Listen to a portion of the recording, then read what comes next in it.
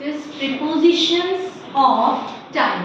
ठीक है, प्रीपोजिशन यानी जो टाइम को आपको बताती हैं वो प्रीपोजिशंस कौन सी हैं, जैसे on, at, in, by, till, until, since and for. These prepositions are used for time. ठीक है, the first is on. on किसके साथ यूज होता है? on Sunday, on Monday. ठीक है, डेज के साथ.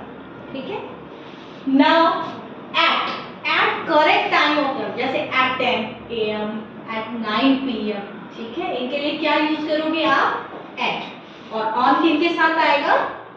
डेज के साथ. ठीक है, in the morning, in the afternoon, in the night. ठीक है, या night के साथ sometime we use at also, at night भी हम कहते हैं, लेकिन वो टाइम के लिए होता है. ठीक है, सिंपल आएगा in the night, in the morning, in the afternoon. ठीक है, जैसे usually we do yoga in the morning. ठीक है, and कुछ भी आप लिख सकते हो, जैसे आपको नाइट में करना है, we usually we eat dinner at night. ठीक है, नेक्स्ट है बाय. बाय जब के लिए आता है? जब आपको कोई टाइम या कोई टास्क कंप्लीट करना है.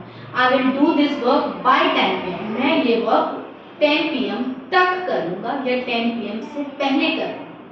ठीक है, तब आप यूज करेंगे बाय. ठीक है, बाय का यूज आप किससे जा रहे हो, जैसे व्हीकल के साथ भी करते हो. I am going school by van, तभी भी आता है. ठीक है, टिल. टिल का मतलब भी तक ही होता है. Wait till tomorrow for your results. अब till मतलब तक, कब तक वेट करना है? till tomorrow. ठीक है, तभी भी आप till का यूज करते हो. टाइम बता रहा है ना ये भी. until का मतलब है जब तक कि एक काम आप कंप्लीट नहीं कर सकते, जब तक दूसरा नहीं हो जाए. जैसे the ticket window will remain closed. पहला काम हो गया, टिकट विंडो क्लोज रहेगी until further announcement. कब तक क्लोज रहेंगी? जब तक दूसरा अनाउंसमेंट नहीं हो जाए. तो until का यूज कब करेंगे? जब एक सेंटेंस खत्म होने के, एक काम खत्म होने के बाद दूसरा शुरू करेंगे. ठीक है, दो सेंटेंसेस हो गए, तो उसमें हम क्या यूज करेंगे बेटा? until. Next very important, since and for. since हमेशा यूज करते हैं जब आपको एग्जैक्ट टाइम दे रखा हो. ठीक है, I have not met since 2020. I have not met him since 2020. मतलब मैंने 2020 से उससे मिला ही नहीं हूँ, मिली ही नहीं. एग्जैक्ट टाइम जब आपको दे रखा है, जब आपको पता है हाँ ठीक है. ठीक है, या लास्ट मंडे आपको कह रहे हैं I am doing this work since Monday, यानी इस जो मंडे गया है उससे आप ये वर्क कर रहे हैं.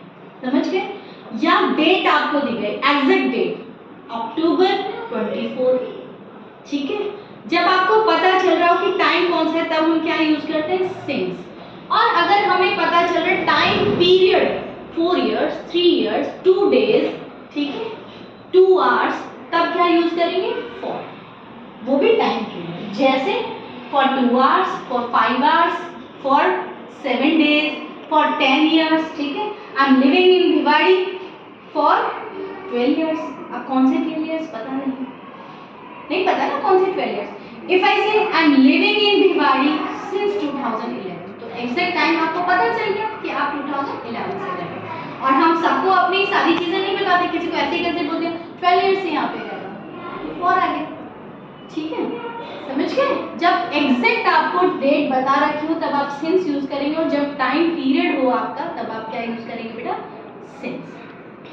सॉरी, टाइम पीरियड हो तो फॉर यूज करेंगे और एग्जैक्ट डेट हो तो सिंस यूज करेंगे. अंडरस्टूड?